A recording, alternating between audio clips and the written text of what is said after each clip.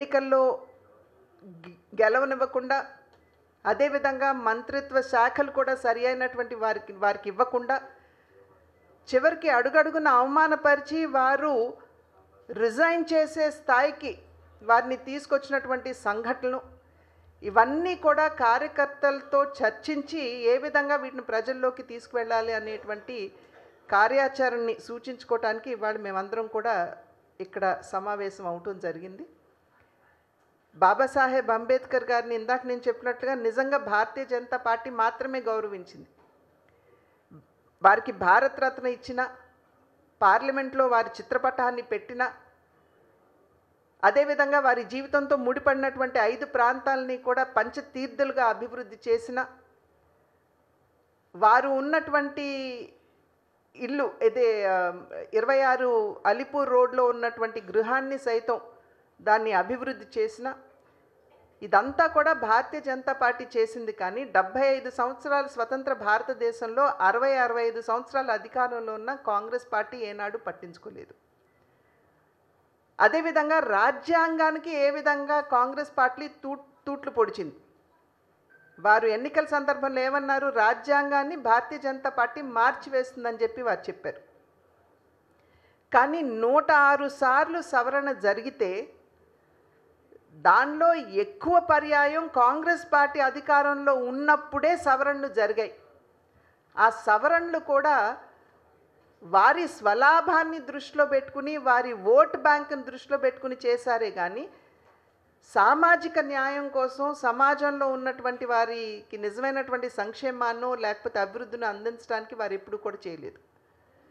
22 పర్యాయాలు నరేంద్ర మోడీ గారు ప్రధాని అయినప్పుడు రాజ్యాంగ సవరణ చేసిన ప్రతి ఒక్క సవరణ కూడా దేశంలో ఉన్నటువంటి వారికి సామాజిక న్యాయం అందించాలి అనేటువంటి ఆలోచన దృక్పథం.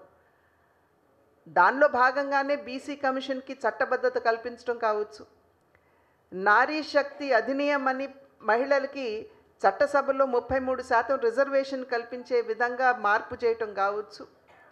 ఈ రకంగా ప్రతి ఒక్క ఈ 22 సవరణలు కూడా సామాజిక న్యాయాన్ని దృష్టిలో పెట్టుకుని, భారతదేశ అభివృద్ధిని దృష్టిలో పెట్టుకుని చేసినటువంటి సవరణలు అని చెప్పి ప్రజలు గమనిస్తున్నారని చెప్పి మేము గట్టిగా విశ్వసిస్తున్నటువంటి విషయం.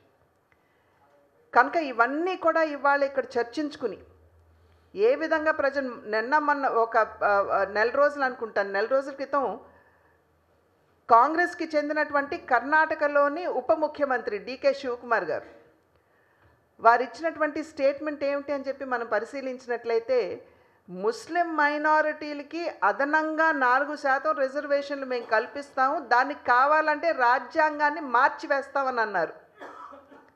ఇవాళ భారతీయ జనతా పార్టీ ప్రశ్నిస్తుంది, ఇదా మీరు నిజంగా రాజ్యాంగం పట్ల మీకున్నటువంటి గౌరవం ఇదా అని చెప్పి మేము ప్రశ్నిస్తున్నాం. ఎప్పుడు కూడా భారతీయ జనతా పార్టీ రాజ్యాంగాన్ని మార్చాలి అనేటువంటి ఆలోచన ఎప్పుడూ లేదు. ఇన్ఫ్యాక్ట్ నరేంద్ర మోడీ గారు ఒకానొక సందర్భంలో వారు చెప్పినటువంటి మాట ఏమిటంటే, నేను ఒక బీసీ బిడ్డనైనప్పటికీ నేను ఈ స్థాయికి ఎదగగలిగాను అంటే అది బాబాసాహెబ్ అంబేద్కర్ గారు రచించినటువంటి రాజ్యాంగం వలనేనని చెప్పి వారు అందరికీ చాలా స్పష్టంగా చెప్పినటువంటి విషయం. కనుక రాజ్యాంగం పట్ల భారతీయ జనతా పార్టీకి అమితమైనటువంటి గౌరవం, పూజ్యభావం ఉన్నది. ఏ పని చేసినా, ఏ కార్యక్రమాన్ని చేపట్టినా రాజ్యాంగ స్ఫూర్తికి లోబడి, దాన్ని అతిక్రమించకుండా ఆ లోబడే భారతీయ జనతా పార్టీ పనిచేస్తూ వస్తున్నది. ఈ విషయాలన్నీ కూడా కార్యకర్తలతో ఇవాళ చర్చించాలి. ఎందుకంటే వారు కూడా విషయావగాహనతోటి ప్రజల్లోకి వెళ్ళగలగాలి అనేటువంటి భావనతోటి ఇవాళ ఈ సమావేశాన్ని ఏర్పాటు చేసుకోవడం జరిగింది. నేను సోదరిమణి అరుణ గారికి నా హృదయపూర్వక ధన్యవాదాలు తెలియజేస్తున్నాను. వాళ్ళు ఇక్కడికి వచ్చారు, ఈ కార్యక్రమంలో పాల్పంచుకుని వారు కూడా మాకు మార్గనిర్దేశకత్వం చేస్తారు. కనుక అరుణ గారికి కూడా నేను ధన్యవాదాలు తెలియజేస్తూ మా కార్యశాలని ముందుకు తీసుకెళ్లే విధంగా మీ సహకారాన్ని అందించాలి అని చెప్పి అభ్యర్థిస్తూ అందరికీ ధన్యవాదాలు.